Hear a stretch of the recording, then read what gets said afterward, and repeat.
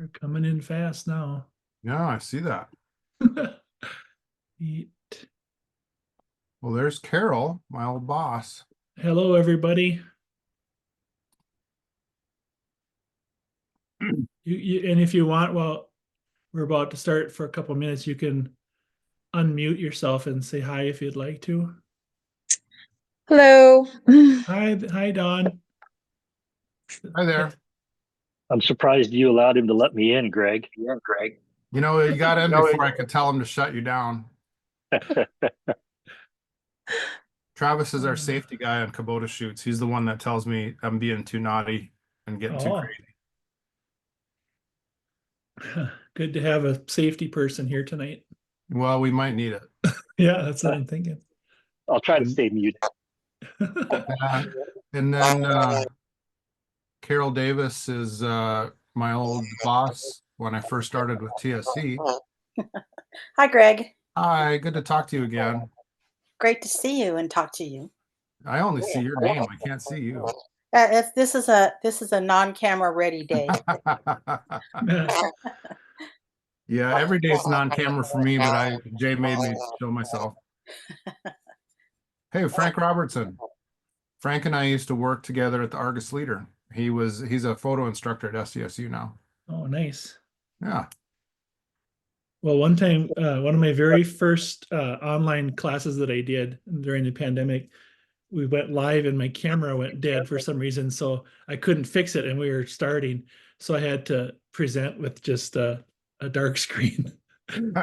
Just my voice. It was the worst. It was the first one I did. So that was some good experience, I guess. Yeah. CNG.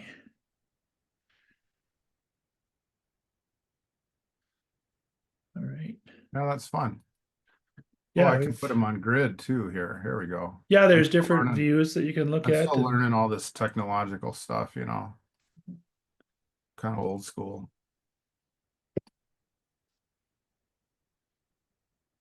So Frank, are you in Ohio or are you in South Dakota right now? I'm here in Ohio. Okay. Oh, there you are. Good to see you. I am. Nice. Yeah, Nice. got a camera on. I won't keep it on all the time, but I'm here.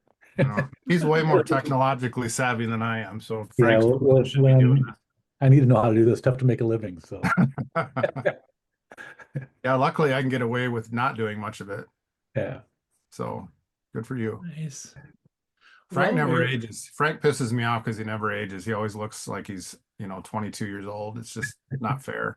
I got Greg coming in. Yeah, I know. Not as much as you. It happens. Yeah, I got enough for both of us, and maybe some other folks too. The fireworks have started early. Well, I'll watch for people coming in. We're at time, so I want to get going on time here. So I want to welcome all of you, and thanks for coming tonight for this special night that we're calling an evening with Greg Latza. So my name is Jay Grammond, and I'm your host for tonight, and I am based in Princeton, Minnesota. And I was hoping that all of you would go into the chat and chime in with where you're tuning in from tonight, so we can all kind of see that and say hello to each other. Just find the chat button here. Here we go. Oh yeah. Wow. Yeah. Ohio, Nashville, Brookings. Oh, somebody's jumping in. Oh yeah, Letcher's chiming in. Over. Yeah. Angie. Whoa. It's going fast now. I see. Yeah. Texas, Huron, Letcher, Brookings. Brookings. Boy, Brookings is really showing up tonight. I like it. Yeah, good stuff. We've got some people jumping in here. Yeah. Angie's from Letcher. That's my hometown. That's where I grew up, here in South Dakota. Nice. Excellent. Okay, so tonight's presentation will be kind of interview style. And so if you want to make sure that your mics are muted so we don't get any extra background noise, that'd be great. And also, as Greg is talking, if you want to type in questions in the chat or comments that you have as he's going, we'll try and watch for that and comment on it. If we don't get to it, we're going to leave time at the end to have Mike's turn back on and ask away with questions. So does that sound good to everybody? Sounds All right. good here. All right, awesome. So Greg is a South Dakota photographer who does corporate, editorial, and commercial photography for clients like Tractor Supply Company, Golden West Communications, Kubota, South Dakota State University, and a handful of others.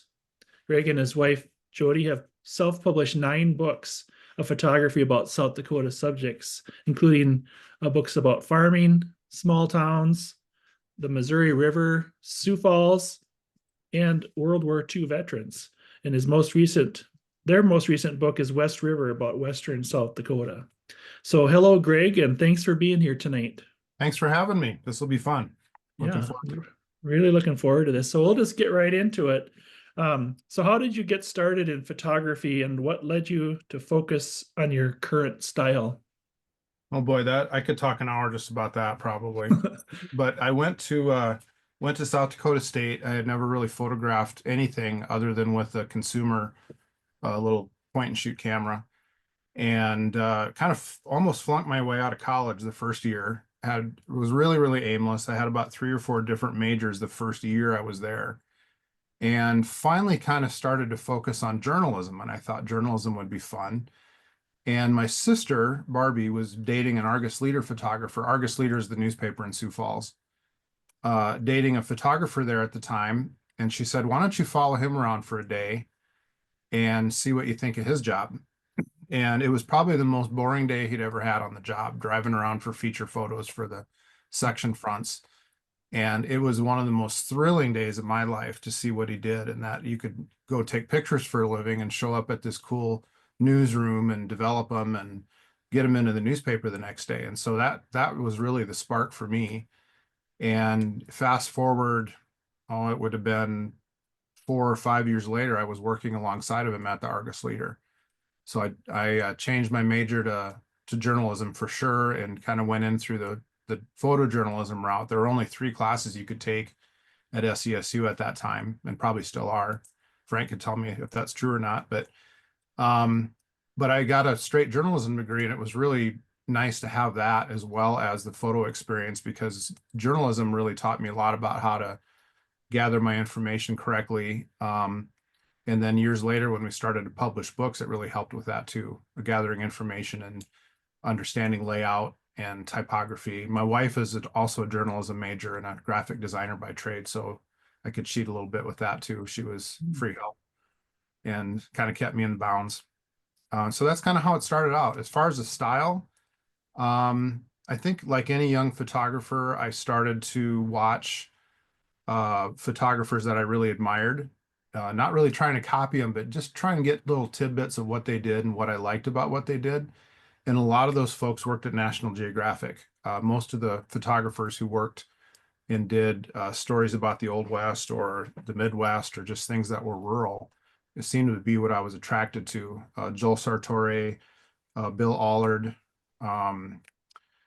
Mr. Richardson down in Kansas, and a few others. And I just really tried to, through osmosis, get some of their style a little bit. And over the years, my style became my own. And so I don't really look to other photographers other than to just kind of admire them now and see if, I guess if I can still glean some things off of what I see. Yeah, thanks. That's interesting. You answered my second question in the first question, so that's great. There you go. You're doing good as far as your influences, and that's really important to Yeah, I recognize wanted that to when you be, start. my dream job at that point was to be a National Geographic photographer. That was what I was trying to emulate. And I loved to get in the magazine every month, and I still get it 30 some years later, and just loved what they did. I love the idea of a long form assignment where you could go out and just really tell a big story and tell it. You know, they had to take several trips to do each of their stories. And that was kind of the basis of our book work as well, where I would kind of act like I was a National Geographic photographer, if I may, and try kind of assign myself different aspects and holes to fill in the books that we were publishing. and kept a laundry list of what I wanted to shoot and what was needed or what I thought I was needed, and then pick up bonus shots along the way. So there's a lot of National Geographic's influence in my early work, and probably still is. Oh, great. My next question you kind of touched on a little bit already. I was going to ask, was there a defining moment or situation where your combination of hard work and serendipity kind of you said yes to some opportunity and that kind of changed your trajectory in your career?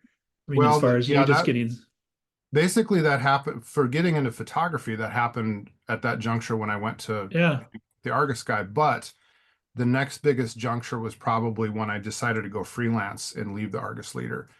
I worked at 3 different papers before, or including the Argus. I was at the Argus for about 3 years and just kind of got burned out pretty quickly. Every year we would shoot the same things, and Frank understands this completely because he was there with me. And while I was doing that, though, I was freelancing on the side. Back at that in that time, not everybody had a camera like they do now, and you had to shoot on film. And I always kept one body or 1 or 2 bodies in my camera bag that was loaded with slide film. And so when I went on a cool shoot like a threshing bee or maybe some flooding that was in a rural area, I would pull out the slide camera and shoot photos on that too. And I started to build a stock library doing that and started to build the bones of what our first book was, which was called Back on the Farm. And some of those photos showed up in our books after that too. But then the freelance thing was getting to be where I was working on that pretty much every weekend in my days off. And I thought, I might be able to make a go at this full time.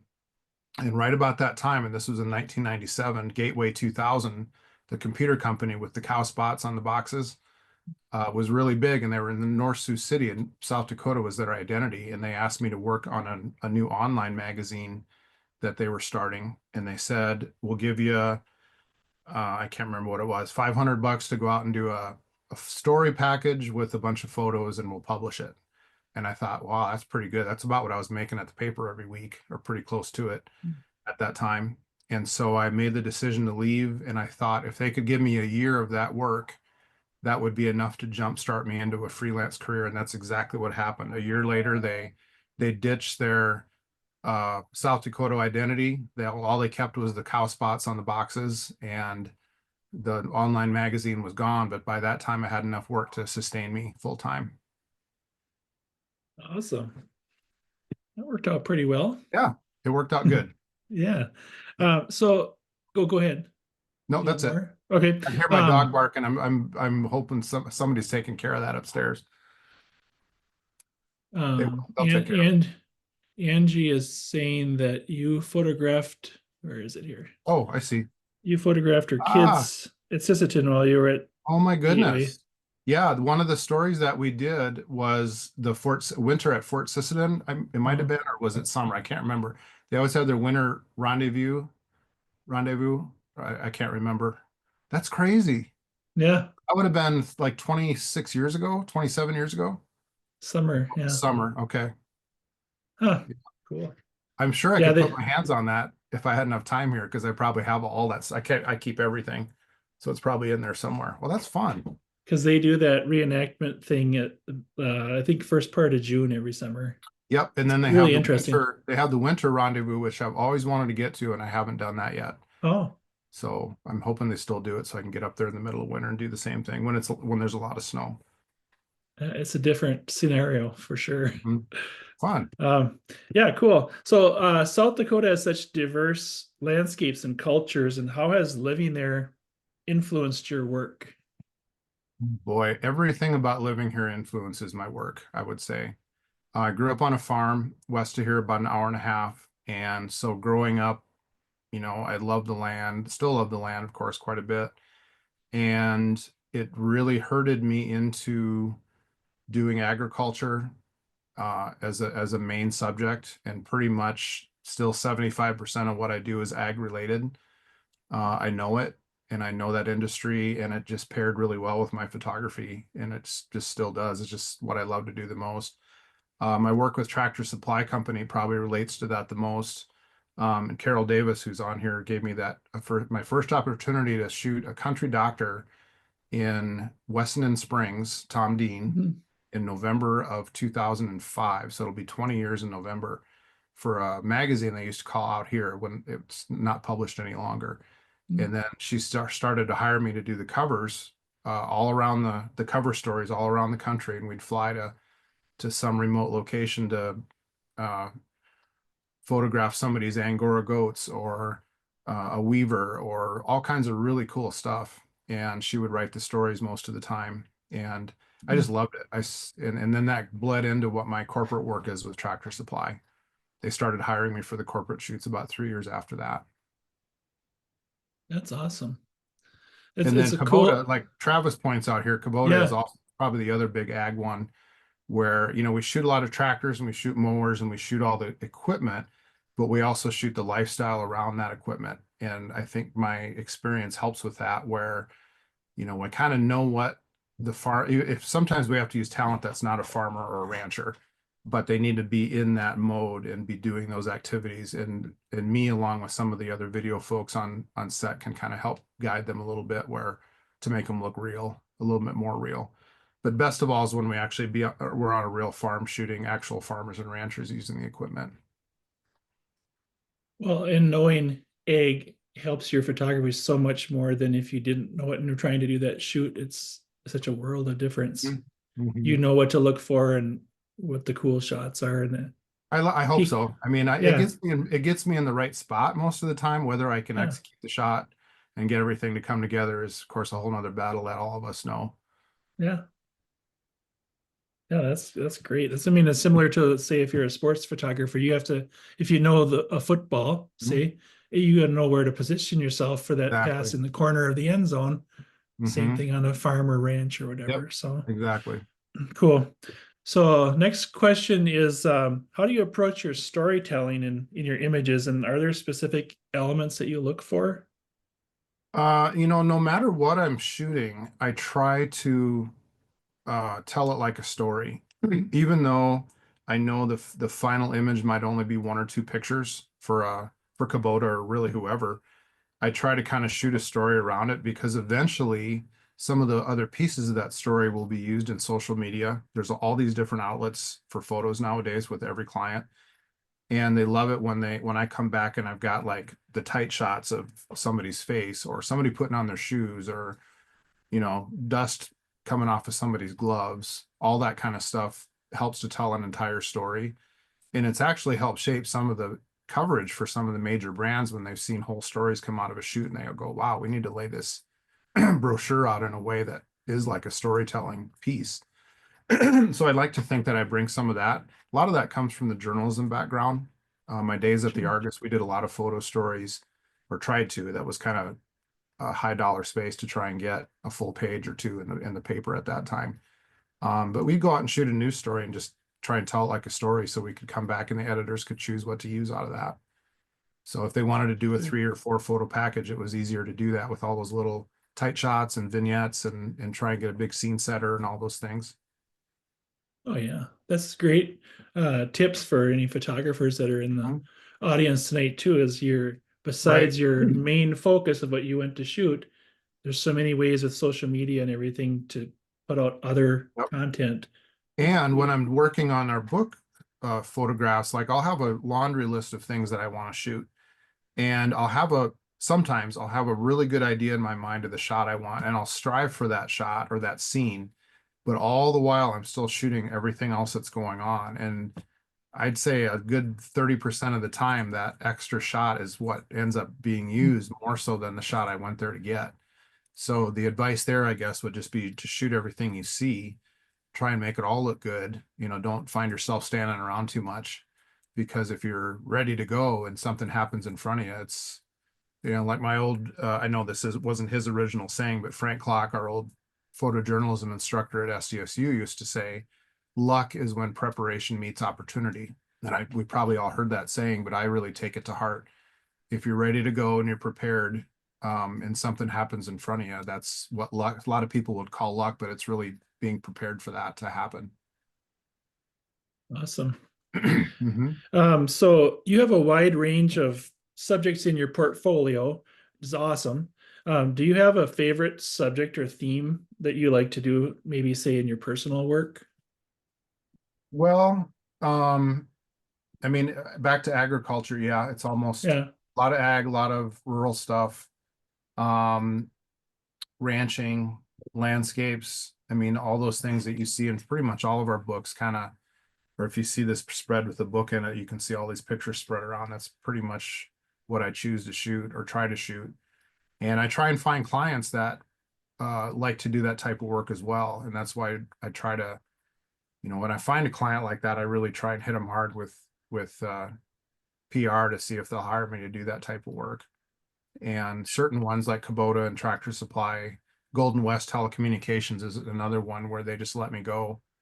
In fact, a lot of the pictures in West River, I never did a full count, but I would bet of the 178 pictures in that book, at least probably 25 to 30 were shot on a Golden West assignment. Every year they send me out across the bottom third of the state to shoot calendar photos and annual report scenery for their materials. And it's basically an open-ended shoot for me to just go shoot whatever I think looks good. And then we have a few portraits that go in the annual report that I have to shoot, but they're always, really cool rural people, small town people that are just fun to meet. And then they give me other ideas when I meet them. So it's just a real fun shoot to do every year. Oh yeah, that's really awesome that you have that much, they have that much trust in you, and that's built up from your experience over the years, so they can trust you. When you're just starting out, you're probably not going to get the wide Well, open access, but right. maybe. Actually, that particular client leads me to another tip that just to back up a little bit, the marketing director at Golden West is Dee Sleep, who is my collegiate editor, my school newspaper editor at SDSU. And so she knew what I could do and what I'd done over the years. And probably 6 or 7 years ago, she started hiring me for these shoots. And right out of the gate, she's just like, yeah, you just do you, and that's going to work out great. And so having that trust and having somebody who has trusted me for a long time is really valuable. And what I like to tell kids, I know most of you guys aren't students here, but it goes for everybody. I treat everybody that I run into with respect and, eagerness and trying to please them. And all of that goodwill will come back one way or another down the road, especially when I was in college, because a lot of there's several people that I went to college with, had called me over the decades and said, hey, I remember working with you. We did great together. You always seemed like you treated people with respect. Let's do something together. I'm in a position to hire you for a shoot now. And so it's kind of fun to have that go full circle and have that pay off. And I didn't do it just for that. I just try to be a friendly guy anyway, but it's just kind of a nice side benefit to that. But that shows how important networking is. And for those people that are just getting going, networking is crucial Yeah. to getting to the point where you're at now. Yep. Awesome. Well, the next, I'm going to pair a couple of questions together. And you don't have to go too much into the gear, but you just kind of tell us a little bit about what you're currently using. What are some of your most used pieces of equipment? Yeah, like I told you before, I'm not a huge gearhead. I just do enough to get by for the most part. But the short of it is that I had used Nikon gear for about, I think it was 31 years from college until 2021, between film cameras and DSLRs. I started shooting digital full time probably in 2005 or 2006. It wasn't right at the beginning of the digital thing, but cameras just weren't, the digital cameras then were not good enough to replicate the quality of a film slide. So when they finally were, or you could get pretty close, then I started shooting digital all the time. Anyway, in 2021, I moved to Sony because of the autofocus capabilities for the most part, because my eyes are getting so bad. I'm just having a tough time catching stuff as well as I used to. And the Sony mirrorless autofocus is just, it's the best. It's just incredible. And so that increased my focus success to up to probably 95%, where it used to be maybe 75 or 80, and I'd miss a lot of shots. because I couldn't move my stuff around fast enough in the viewfinder. So that was a big plus. And then mirrorless itself is just such a great thing, in my opinion, where in my case, being able to shoot something in complete silence is huge for me, because I do a lot of stuff in really quiet environments, and it's fun to just go in the menu and click a thing where you can't hear anything. You can't hear the button go down or nothing. And I shoot a lot alongside of video crews that are picking up natural sound. And in the old days, I had to wait until I had an opening to get in there and shoot my photos, because it was a clink, clink, clink every time I shot. Oh, sure. Now I can shoot the whole time and nobody even knows what I'm shooting or when I'm shooting. So a lot of differences there. As far as lenses, I have a set of prime lenses where all the focal lengths are fixed. I like to shoot with those the most. They range from 14 millimeters all the way up to, I guess the biggest prime I have is 135 f 1.8. So I'd like to have them really fast so I can have a narrow depth of field all the time. But for my fast work, for the corporate stuff, it's usually a pair of zooms. It's usually 24-70 with a 70-200, just so I can, I'm moving around so much I can't be changing lenses all the time. Sure. Yeah. Awesome. And going back a little bit here, Jeanette has a comment about that. Yeah. She said that Greg always gave me plenty to work with across 70+ programs in a school education setting.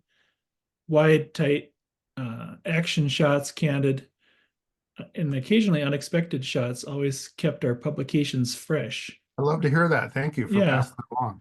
Yeah, We'll that's the kind of compliment that makes me really, really proud, because that's what I strive to do. Yeah. Variety is the best thing you can give an editor.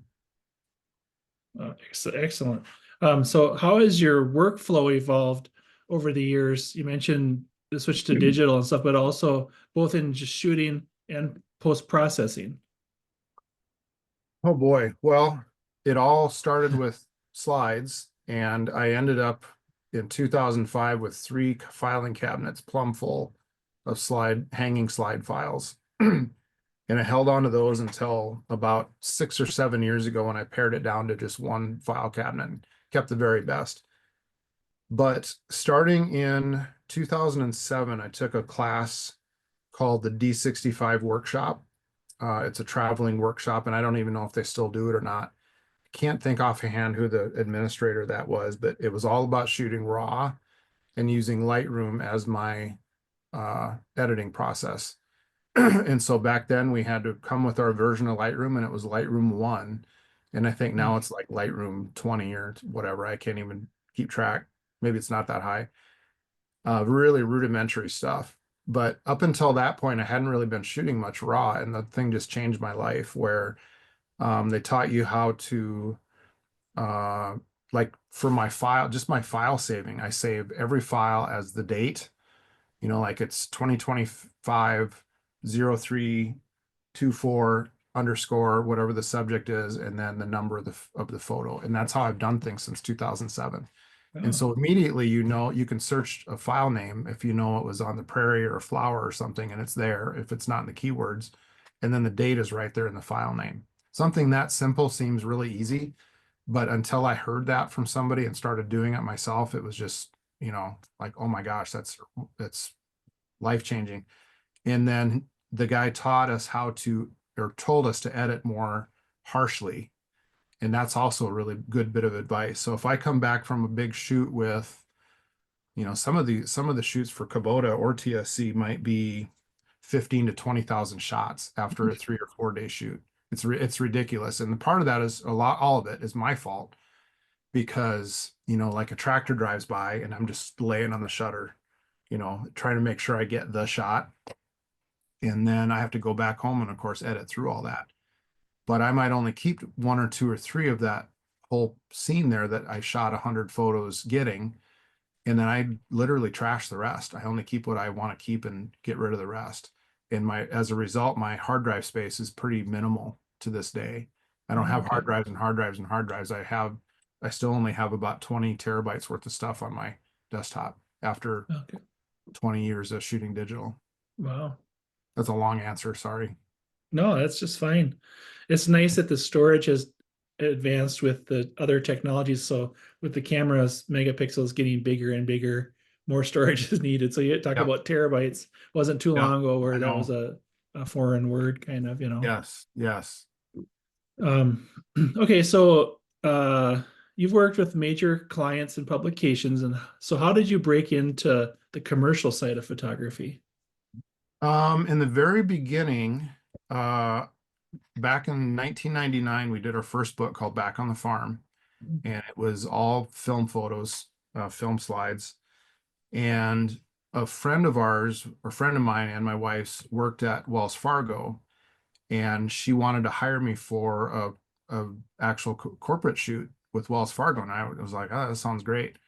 And then the ad agency she was working with said, well, what does he shoot with? And at that time, a 35 mm slide wasn't going to cut it. So I did a couple of shoots with that, and of course, it didn't cut it. And so I had to buy, or I chose to buy, a medium format film setup, a 6x7 Mamiya setup, which, 6x7 negative is like huge. It's about that big, 6x7 centimeters. And so once I did that, it opened up work for that same agency, which was Lawrence and Schiller here in Sioux Falls. And I started working for more clients through them, and it was working out really well. And that's really the spark that started all that. So ironically, the first book actually spurred that type of activity. I think it would have gotten there eventually, but it may have been years before I got to that point if I had just done it, on my own. Sure. So again, somebody somebody I knew, jumped in and helped me along. Yeah, that's awesome. Mhm. So what kind of advice would you give to photographers trying to balance personal projects with client work? Somebody that's just getting going, maybe, or Boy, oh pretty new boy. at it. Loaded question. Yeah, it's a tough question. Everybody is gonna tell you, oh, just shoot as much as you can in your free time. Well, I would say, that's true to a point. I mean, don't, leave your family behind on the weekends and that kind of thing. Try and take your family with you if you can. There's been a lot of cool stuff I've shot of my kids when they were young that gave me ideas for other photo shoots or stock photos. So that's kind of was an added benefit of having the kids tagging along or going fishing with them. I actually got a lot of stock photography of kids fishing, and it was my kids in the shots. But I don't know how to segue to this. I guess I told you, Jay, before about how I try to keep my work photography separate from my hobby, which is also photography. And mentally, it's helped me to try and keep a separation between those two. And when I talk about hobby photography, that would be the books that we do, and like the fine art pieces you see behind me. That's all stock photography that I'd shot over the years.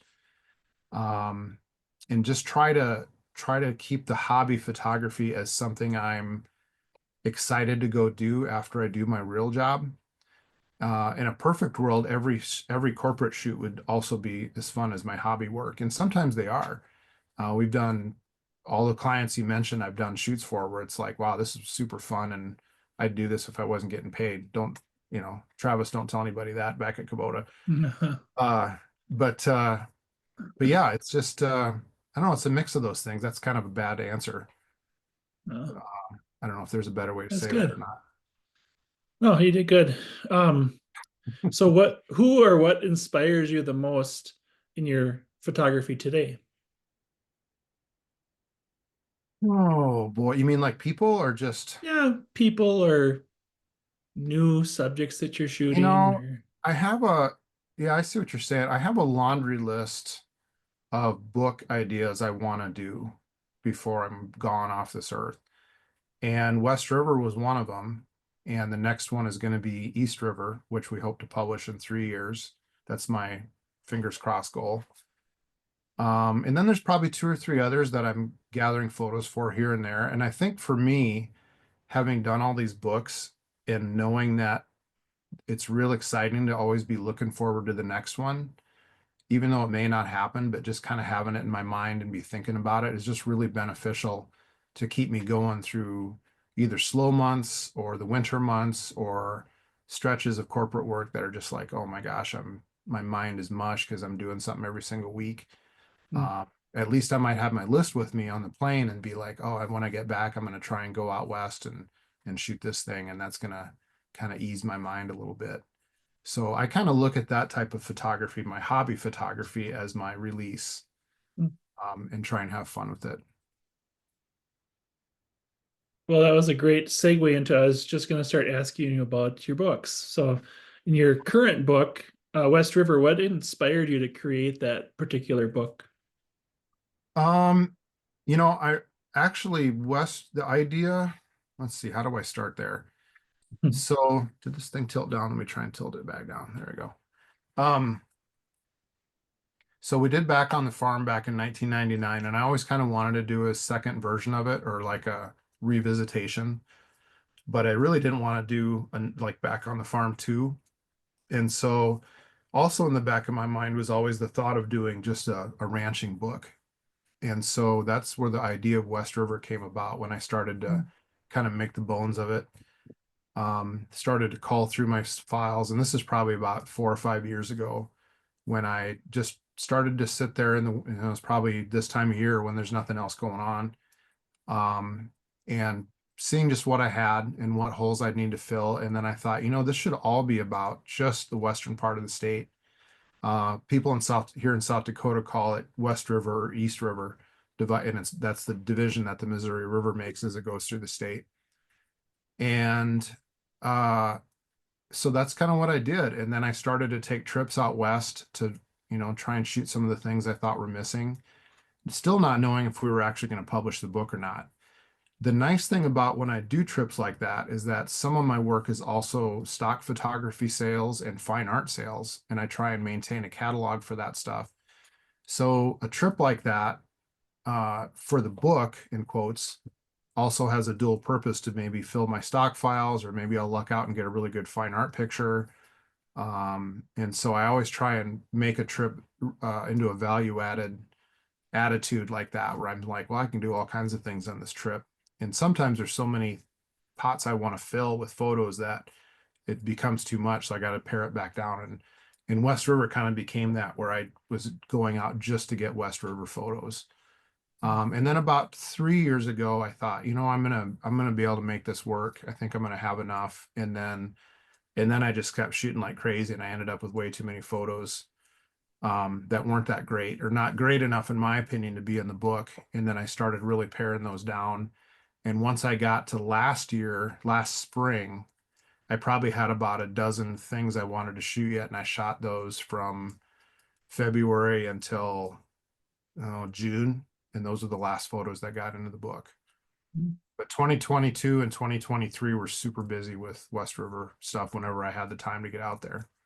Now the next book, East River, which is where I live, should be a lot easier to get there, but the photography part might be a little more difficult the way I want to do it, because it's going to be farming heavy and small town heavy. And, West River is just kind of romantic and visual no matter where you go, in my opinion. Whereas East River is a little bit tougher to make it look fabulous. You need a lot of good light and some good luck and stuff like that. And I'm trying to find quaint little towns that just look really timeless. That's a lot of what this will be too. So it's always a little bit of a puzzle to put together, but I like that part of it. I like the planning part. I love the photography part. That's the best part of it, when I finally get out there and shoot. And then when I declare myself to be done, then it gets to be okay, we're gonna have to drag into this whole book making process. Doing the layouts is fun, but the actual activity of, setting up the documents and doing all this, and then of course paying the printer and all those things, that's the least amount of fun. And then it becomes fun again when it's done and it shows up on your doorstep and you can try and sell them. Yeah, you answered my next question quite a bit too, and I was wondering about the process of creating a book. So let's say your next book, or if it's East River or whatever, you're kind of, sounds like you're already collecting pictures because you have that in your mind already, that's going to be a future thing. How do you, so you're you got all these, whatever, thousands of pictures. How do you decide on the flow of how you want the book to look and feel, and how do you delete pictures or add pictures, and what gets in and what doesn't get in? That's a really good question. If you guys well, I got one right here. If you haven't seen the book, it is basically all pictures with no captions. Hmm. You know, there's no captions to minimize the photos. All of our previous books had captions right next to the photos. And I found myself, and I heard this from a few other people, that they'd turn a page and they'd read the caption first before they'd even look at the photo. And I thought, well, I don't really want that to happen. And a lot of the photo books that I have, and I have literally a couple hundred photo books right next to me here in my wall. All the ones that I loved didn't have captions right next to the photos. They were just one great photo after another. And I thought, I think I want to try that. But in the back, have an index of little thumbnails of each photo that had the information with it. So then people could go to the back and find out the information they wanted if they chose to. And so we went with that idea, and that was really a lot of fun, because then what I would do is I'd print out I had a little 8.5, well, they're probably 11 inches wide by, I guess, 4 inches, half of a typing paper page. And I literally would make layouts on the computer, print them out, and lay them on the pool table and just keep arranging them as spreads. So I laid them all out as a spread. Either it was a big double truck photo or two photos paired with each other. And just kept, for weeks, I just shuffle them around. And as I shot more, I would insert that, and then maybe think, oh, that would actually pair with this one, and switch them back and forth. So a lot of the process was that. And then once I finally got the order where I wanted and filled the amount of pages that we wanted, I had to decide how long the intro was going to be, because that's the only written part of the book, and then figure out about how many pages the index was going to take. And then once I subtracted all those things, then I knew exactly how many pages or how many spreads I would need. And so it finally came down to deleting the last 2 or 3 spreads, which was heartbreaking. Mm. There's some that I really liked, and my wife said, no, you don't want that one. She's pretty good at just kick it. Yeah. So there's some photos in there, and then there's some photos that I look at later and I think, oh man, I should have kept that other one and gotten rid of this one. It's not that I dislike any of the photos. I would do that for 20 years. I mean, and still not feel like I was done with this. Yeah. That's just how I am with everything. Well, and that's a neat part of self-publishing. You're doing all that work yourself instead of handing them over to the publisher and having them pick, Well, you know. here's the deal though. There's good and bad with that. And a lot of people ask, oh, SDSU's leading UConn 3-0. Let's end the game right now. Sorry, they're in the women's basketball tournament right now. I got that. Sorry. I won't be distracted from that, but I am going to glance at the score every now and then. Sending the photos off to a publisher, I think, would be really tough for me, because I'm so stubborn and selfish about what I want to see. And that's a bad habit of mine. But we've kind of had that luxury over the years by self-publishing all these books. We've self-published all 9 of them. And for better or worse, Jody and I are the ones that make all the decisions on what goes in and what goes out. And I know some of that's to our detriment, because there's some of the early books, there's some photos that are in there and I'm just like, oh man, why did I put that in there? That looks stupid. Especially 25 years later. I mean, there's obviously things everybody would do different that much later. So that has helped me with West River in particular, because I wanted to make it seem about as timeless as I could. And I had that in mind, because I want this to seem, everything from the layout and the way the cover looks, which is cloth bound with a photo that's inset, a lot like photo books from the 50s and 60s, which I'm a big fan of. I thought I kind of want to emulate that style and make this look like it could have come out in 1966 or whatever. And so also on the inside, without any captions or fonts to distract, because fonts also go in and out of style, and kerning and all those little things that you'd think wouldn't be a big deal, but they really are. Text has a lot to do with dating something.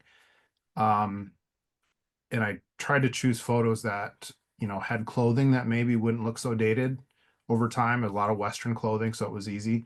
That's going to be a problem with East River if I want it to be timeless. Have, people in small towns and stuff, they're wearing t-shirts and stuff that obviously date that time frame, along with buildings that will not be there 25, 30, 50 years from now. So there's a lot of considerations like that. That was a long-winded answer, sorry. No, that was good. I really like your design choice for this with just photos and the descriptions in the back. It's Yeah, pretty I'm really, neat. and honestly, it made it easier too, because the IDs with the thumbnails are really brief, and I didn't have to come up with like writing a paragraph about something. I could just identify the photo. People take it as they, if they like it or not, and just go on to the next one. It's about the photography and not the words. Yeah. Well, I think the reader then dives into it more because they look at all the photos. Mhm. Then they go back and read the stuff and they'll read one, and maybe that's what I would do.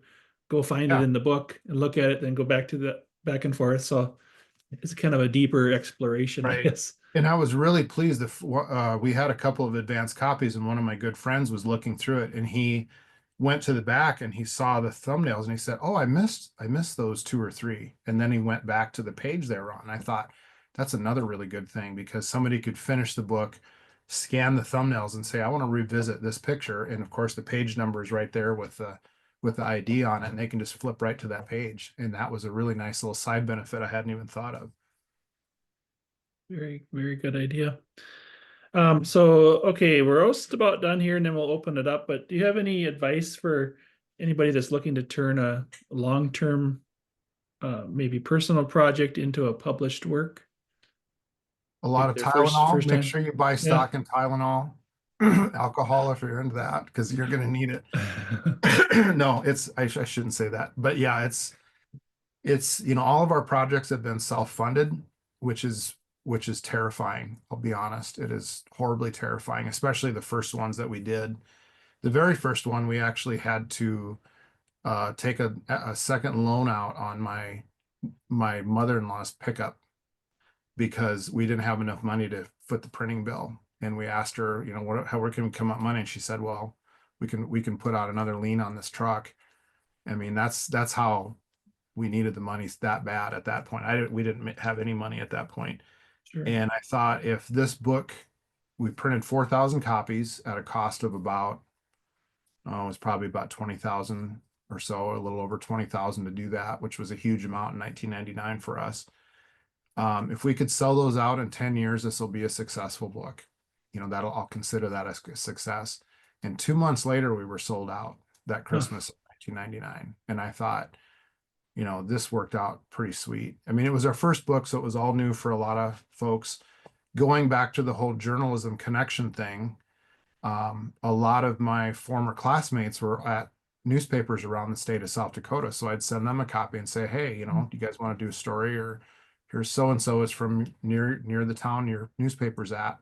And they would do a story about it and mention it. And that itself sold us a ton of books.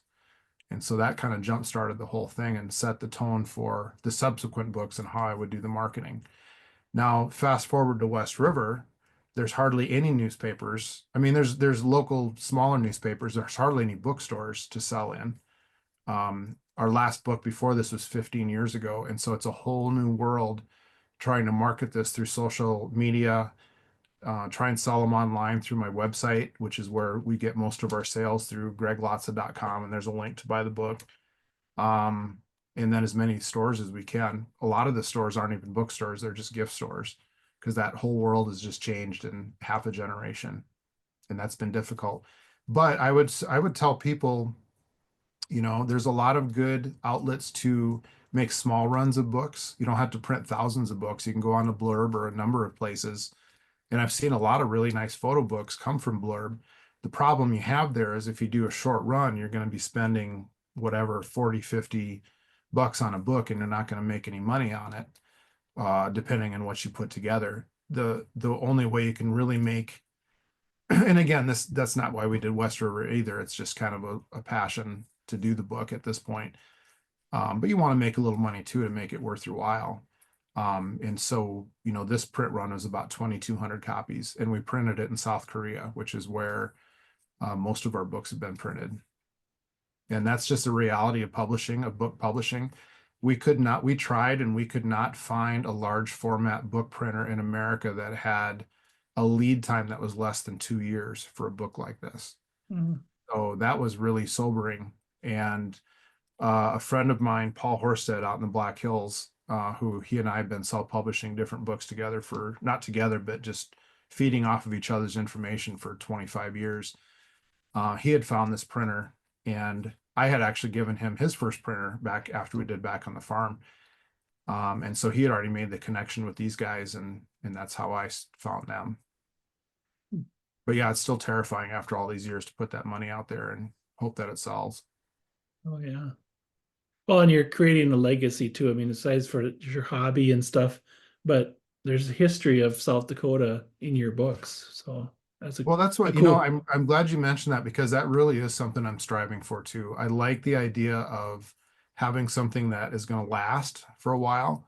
So much of my work is brief, whether it was for the newspaper or whether it's for Kubota for a brochure or Tractor Supply Company for an ad. People will see that for a couple of months and then it's gone. It just doesn't live. And it's cool to have a book where that just goes on. And even if somebody's not a photographer, but they like to take family photos, I tell them, you should at least make a blurb photo of your favorite family photos and have that as a legacy for your family. It's something solid and printed that you can hand on to somebody. I get a little afraid that a lot of the digital culture that we have, if you have a house fire or something, or all your stuff gets fried, or you have a flood and all your hard drives are underwater, you just lost all that stuff. I'm very very thorough about backing everything up, and I have a set of hard drives here and backups on my desktop, and then I keep a set we have a lake cabin up at Lake Ponset, and I switch them out every couple of weeks, the whole set of hard drives, and bring them back. So if there's a tornado that hits one of the houses, I don't lose everything. And then of course there's all kinds of online backup you could do now too, but I don't completely trust that either. Right, because who knows if that company's going to be around, Right. You just whatever, 10 10 don't know. years So from now. I'd rather have the control over it. And then I constantly upgrade the hard drives and keep loading them onto the next generation of hard Hmm. drives, just to keep it fresh Cool. and keep it current. That's a good idea.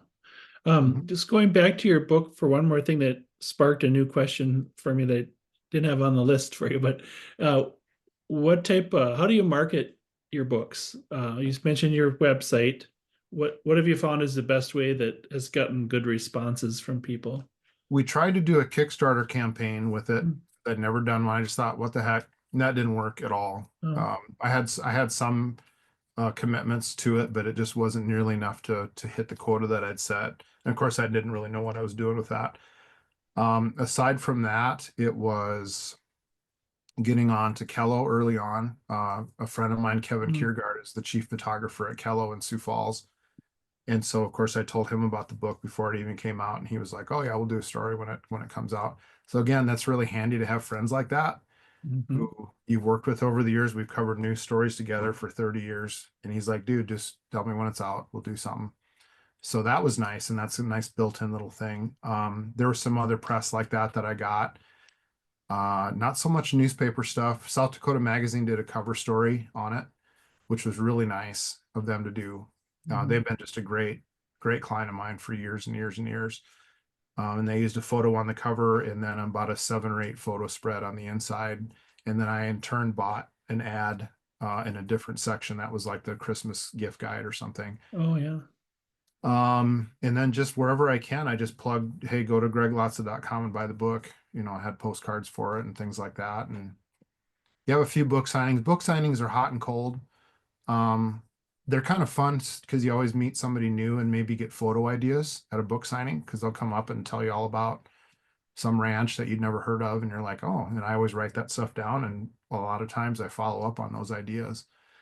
Especially early in our book career, I had a lot of people that would write in when they'd see a story about us in the newspaper and tell me about something that was interesting. And that was awesome, because then I'd kept a file of I still have all that stuff in a file of future ideas.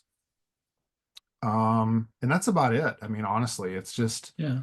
a lot of word of mouth, people that knew that we'd done books before and they were excited for the newest one.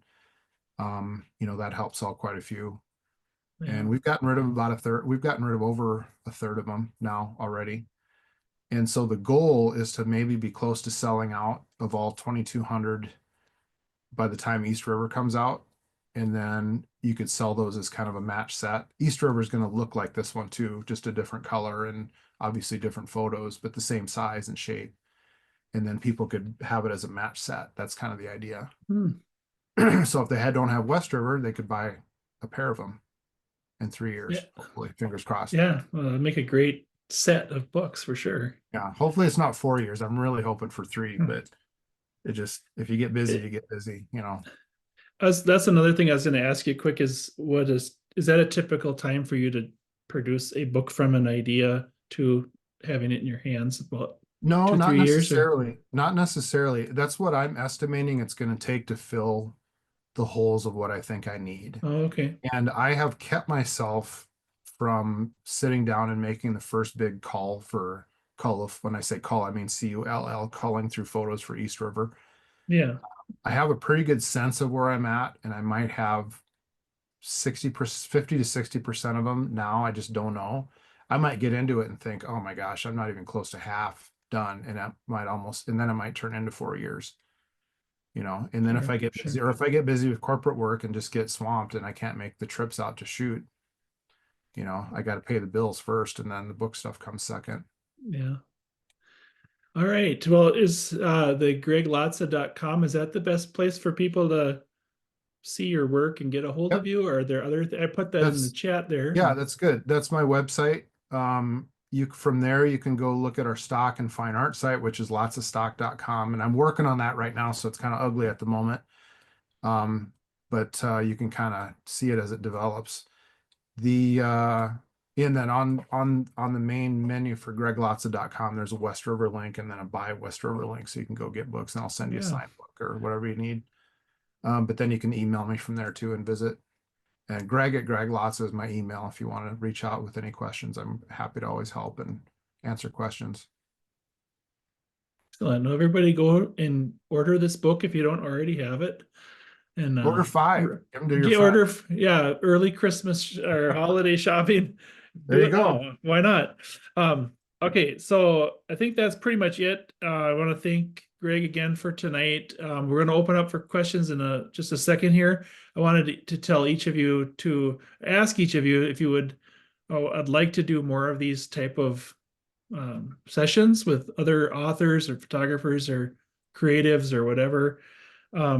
And so if you like this sort of thing, I think it would be helpful if you'd go back on the Eventbrite thing where you registered, and you can click on to follow my page. And so then when I build something and announce it, you'll just get an automatic message about it to see if you want to sign up or not. So check that out if you'd like. I'm going to try and line up some more people for this spring. And Yeah, Jay's got a so- lot of good stuff going on all the time. Check him out. yeah, I just got this guy. I think you saw it, Greg. I just got right before we went live here. I got saw the graphics for him to be on YouTube show with Glenn Dewis. He lives Yeah, over cool. in Europe, so that's going to be this Awesome. coming Sunday already. So I'm really excited about Fun. that. Very fun. Good for you. I'll be on the other side. He'll be interviewing me, so that'll be fun. But Yeah, good.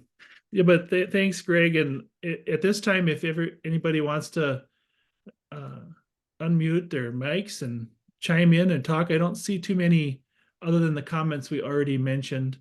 But feel free to jump in. And Yep, fire away. You can make fun of me or do whatever you want. Yeah. All right, Jeanette. Okay, so she's asking about this picture, which is one I recently got framed. Oh yeah. So yes, it is Bear Butte, and it was in the West River book. Oop, here we go. Oh, nice. And yes, that is a deckled edge. And so Avera Hospital buys a lot of our work, or my work. And this is kind of the style that they use, where they have the deckled edge photo out on a piece of foam core, and it kind of floats there. And it's kind of really a nice 3D effect. And so I'd like to do that for some of my own art too, because I think it's super cool. And then that's printed on a watercolor surface, which is a lot easier to tear and make that edge look like that. Hey, Greg. So, yes. Can you unshare that picture, and then we can see the picture you're holding up better or bigger? Oh, sorry. Unshare. No, that's okay. That way we can. Can you there. see? Then the thumbnail's a little bit bigger to see it. Oh yeah, that's real nice. So yeah, that's one of several I just got done for a show, not just for the Alcove. So the Alcove is a new art store in town. That's the Washington Pavilion's new art store. And I had an artist reception there last week, and we got some of these made, and then I'm going to try and hawk some of these online too, and kind of do more of a direct marketing of art. So we got several pieces done in different modes, different ways, and some canvases and stuff, and it was a lot of fun to try and do that a little more directly. Most of the time, my art is just on demand. And I tell people, hey, go find a picture you like, and then we'll figure out a way to frame it. And now I'm going to try and do it where it's like I have everything done. Because inevitably over the holidays, especially, people will call up and say, what do you have ready to go? I need to buy something for whoever. And then we love your work. And I never have anything ready. So this year in this, not just Christmas, but any season, I'm hoping to have stuff on hand that I can show them and say, hey, you could get this picture of Bear Butte. Is that display still active that people could go see it, or was it done already? It's Cove? going to be up all summer. It's going to be up all summer Oh, at nice. the Alcove. And then at the pavilion itself, I'm having a small show that's going to be up all summer as well. That's all about West River. So there's about 15 photos that are going to be in the first gallery right off the Visual Arts Center lobby. And that'll be our third exhibit at the pavilion since 2000. And those are both Sioux Falls places. Yep. Yeah. Excuse my that's ignorance, Sioux but Falls. yeah. Yeah, that's fine. Okay. The Washington Pavilion is our major art center here in town. That's got a science center, a big performing space. The symphony plays there, and then they have a visual arts center with some really good galleries. Carol wants to go to the Moonshine Gulch Saloon, which I would highly recommend. It's quite a journey to get there. It's in Rochford, which is in the middle of the Black Hills, but it's super cool. But yeah, I've had a few beers there. Hey, Jamie. Jamie's one of my other bosses, if that's Jamie Wild. Yeah. Yeah, it is. Cool. The Alcove, yep. Anybody else? Any other questions or comments? Hey, somebody just ordered a book. Hey, nice. Geez, more I than have a one book. question for you, Greg. Live. I think Uh-oh. Travis does too. I'm gonna. Oh no, Go first, don't do Travis. this to me. Go ahead. So, I was gifted the book West River. Absolutely love it. Have studied it, looked at it. Greg is our photographer of choice at Kubota. I work for Kubota Tractor Corporation, and absolutely love working with Greg. Greg, I have my top 3 favorite photos in the book, and I would love for you to tell me via email. I'm not going to put you on the spot right now, but I would love to know your top 3 favorite photos that you took that are in your book and why.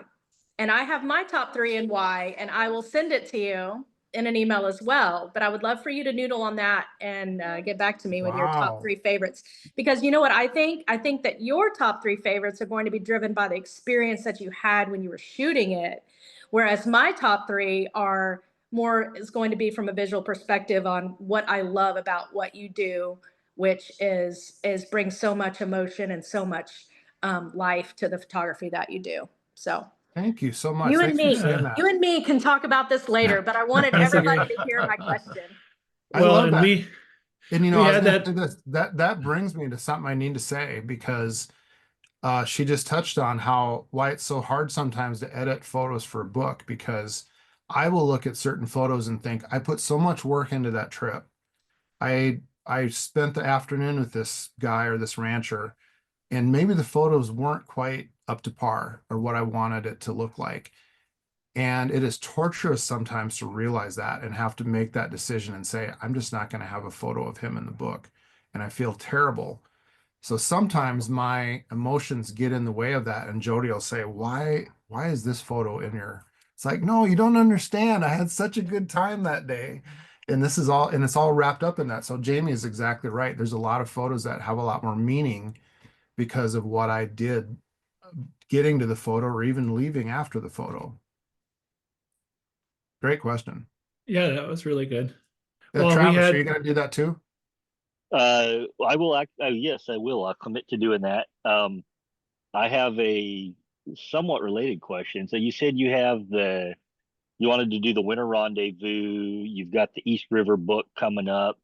Do you have another sort of bucket list photo or photo location that you want to do? Mount Kilimanjaro, Bora Oh, Bora, something not necessarily related to some of the other work that you do that you haven't done yet, but you want to do, like really want to do, where you're going to make time to do it.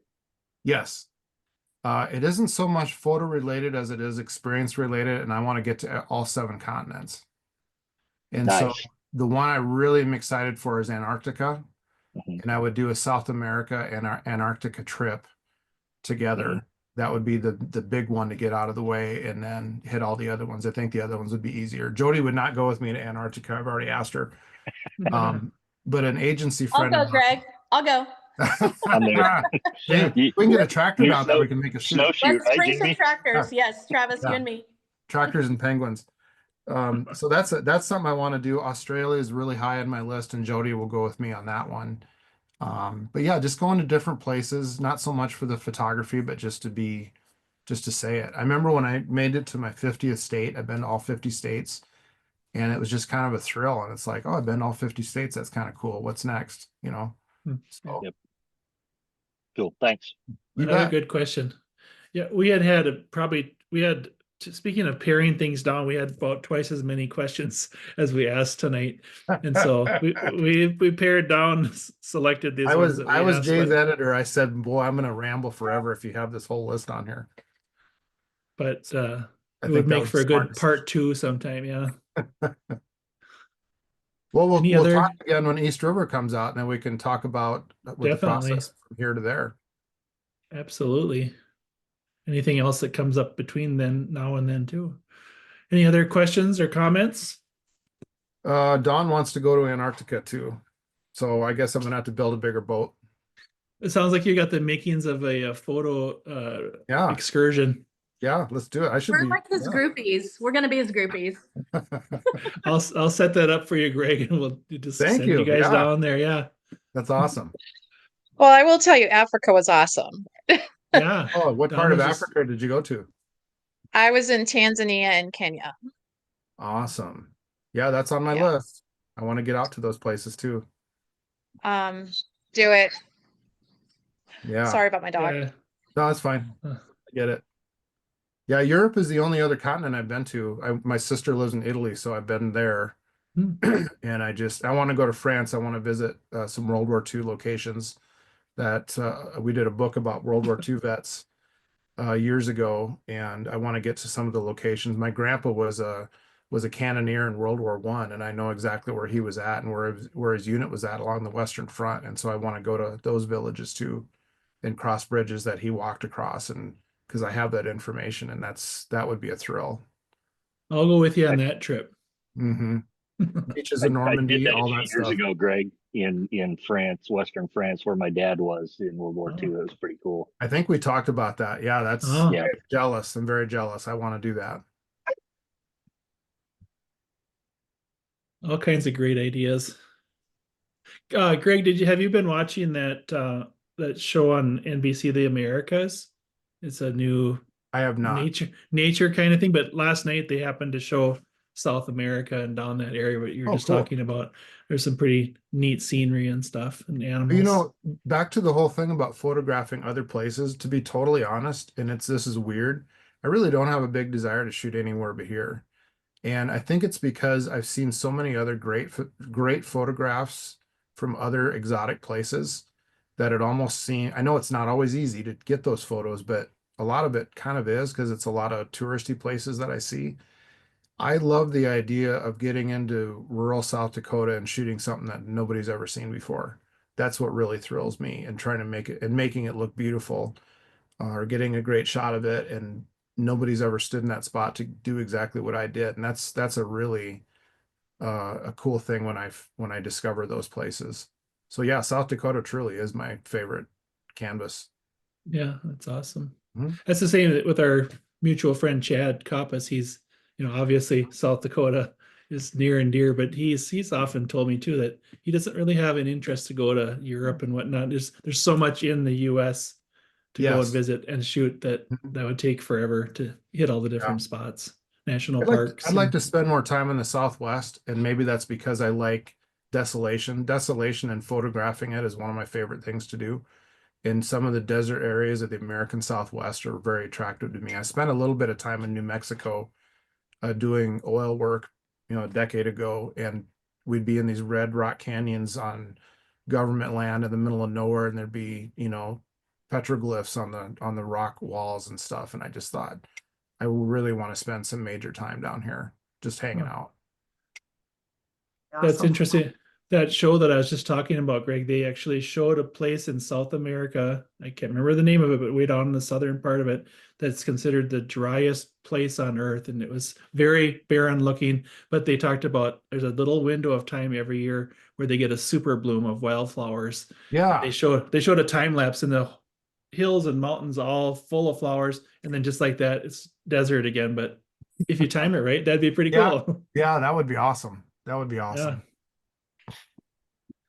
All right. Anyone else? Otherwise, we'll get going so people can go get their dinner or whatever they're going to Yeah, do next. thanks for hanging out with me. This has been fun. I really enjoyed this. Thanks a lot, Thank you. Greg. Thanks Yeah, you everybody for bet. coming tonight, taking time out of you. your day. Great. Oh, what's the Yeah, thank you. SDSU score? Oh, they're on a break right now. They were keeping up with them. They were ahead for quite a while, but now they're doing it in the studio. It must be halftime. God darn it. Okay, I don't know. But they're holding their own. awesome. I gotta go. I gotta buy a book. Yeah, I like to hear everybody go. that. Everybody go get your book now. If you want it Request- signed in particular, there's a note area that you can write notes to me on, and if you want it signed to somebody or just signed for you. Sounds Yeah, good. that's awesome. Yeah, thanks. Thanks, Go thanks Lecter. again, everybody, for coming. Thanks, Jay. Thanks, Greg. Awesome. Good Yeah. stuff. Yeah, thank See you. ya. Appreciate it. See you, Bye-bye. Greg.